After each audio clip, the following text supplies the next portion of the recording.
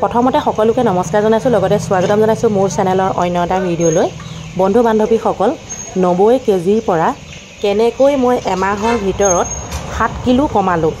ভাতটো বেছিভাগ খোৱা নহয়, ভাতৰ সলনি এটা বস্তু মানে খোৱা হয়, সদায় খোৱা হয়, দুপৰীয়া বিশেষকৈ। এয়া চাওক, এক বাতি ৰেডি কৰিছোঁ। ল'ৰাটো, ছোৱালীজনী, মানুহটো মোৰ। কাৰণ মানুহজনে আমাৰ চুগাৰ আছে, তেনেধৰণে ভাত নেখায়, মানে কম খায়, বেছিকৈ এনেকৈ হেল্ডি বস্তুবিলাকেই খায়। আৰু লগতে মইতো বহুত ৱেইট আছে, সেইটো আপোনালোকে জানেই। ল'ৰাটোও আছে, ছোৱালীজনী কিন্তু মিডিয়ামেই আছে। দুপৰীয়া ভাতৰ সলনি আমি কি খাওঁ তাকে দেখুৱাব বিচাৰিছোঁ।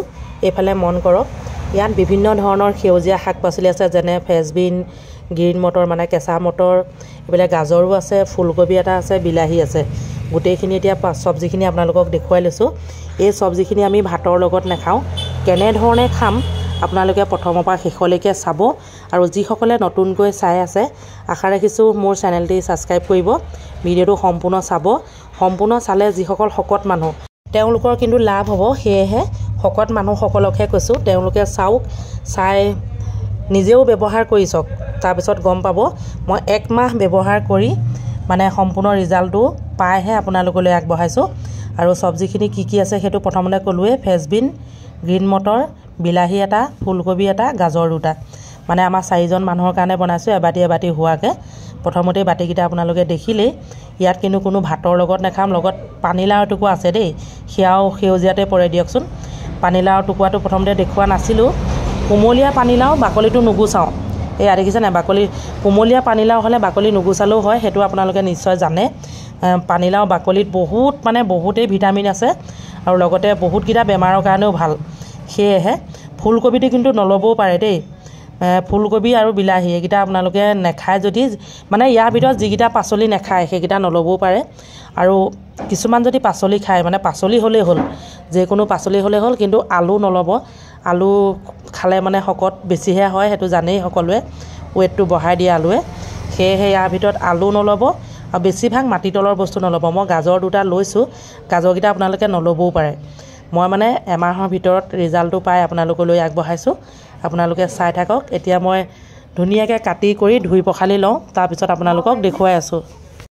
এয়া চাওক, সকলোখিনি কাটি হৈ গ'ল। ধুনীয়াকৈ সৰুকৈ কাটিব, সৰুকৈ কাটিলে ভাল। বিলাহীটো নাই কটা, কিয় বিলাহীটো কটাহে জানেনে? আৰু কেইটামান বিলাহী যোগ কৰিব লাগিব। আৰু বিলাহীকেইটা যিহেতু ভালকৈ গৰম পানীত ধুই ল'ব লাগিব, সেয়েহে বাকী চব্জিখিনি দেখুৱাইছোঁ। ইয়াৰ ভিতৰত আৰু কিবাকিবি মানে চব্জি আপোনালোকে মিহলাব পাৰে দেই।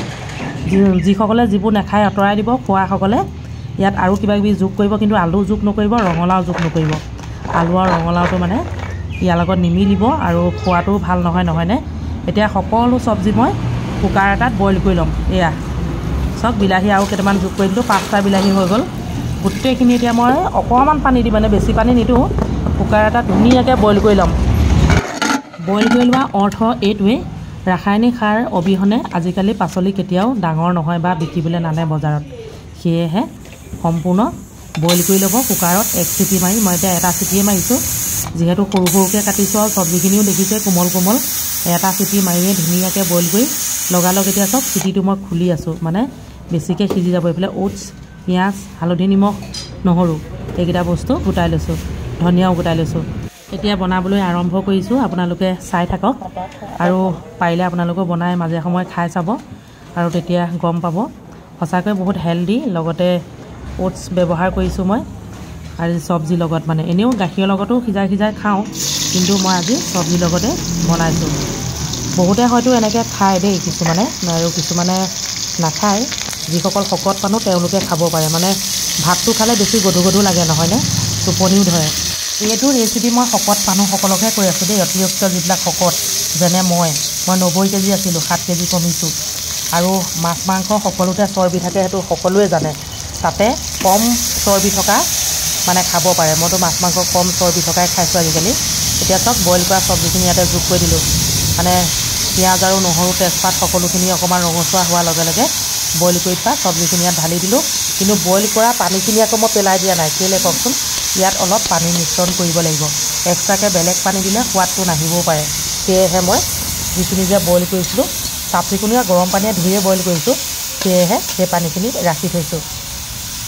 এয়া হালধি, নিমখ ইয়াৰো এতিয়া যোগ কৰি দিছোঁ। নিমখ গোটেইখিনি নিদিওঁ কেলে বইল কৰোঁতে মই অলপ হালধি নিমখ দিছিলোঁ সেয়েহে নিমখ গোটেইখিনি দিলে মানে ধৰক যিহেতু আমি অকল এই চব্জিখিনিহে খাম ইয়াতো ভাত মিশ্ৰণ নকৰোঁ নিমখ যদি বেছি হয় জ্বলা যদি বেছি হয় আমাক দিগদাৰ কৰিব পাৰে মানে গেষ্ট্ৰিক হ'ব পাৰে সেয়েহে সাৱধান নিমখ মানে অকণমান কম হ'লে ভালহে আৰু গোটেই মানে চব্জিখিনিৰ লগত ওটছ মিহলাম ন সেয়েহে মানে নিমখটো অকণমান কম হ'লে বেয়া নহয় ভালহে বেছি নিমখ নিদিব বেছি জ্বলা নিদিব আৰু বিভিন্ন ধৰণৰ মছলা এগাল ইয়াত যোগ নকৰিব মানে মছলা কমাই খালেহে চৰ্বিবিলাক কমিব মই যদি এইটো বহুত বছৰ আগৰ পৰাই মানে কৰিলোহেঁতেন ইমান শকত নহ'লহেঁতেন মানে মই অলপ শকত বিচাৰোঁ কিন্তু অতিৰিক্ত শকতটো পুৰুষেই হওক লাগিলে মহিলাই হওক কাৰো কাৰণে ভাল নহয় এয়া ওটছ মিহলাই দিলোঁ আমি 4জন মানুহৰ জোখত লৈছোঁ আপোনালোকে এজনলৈ বনাই দুজনলৈ বনাই তাৰ মানে অনুপাতে ল'ব 4জন মানুহৰ জোখত মই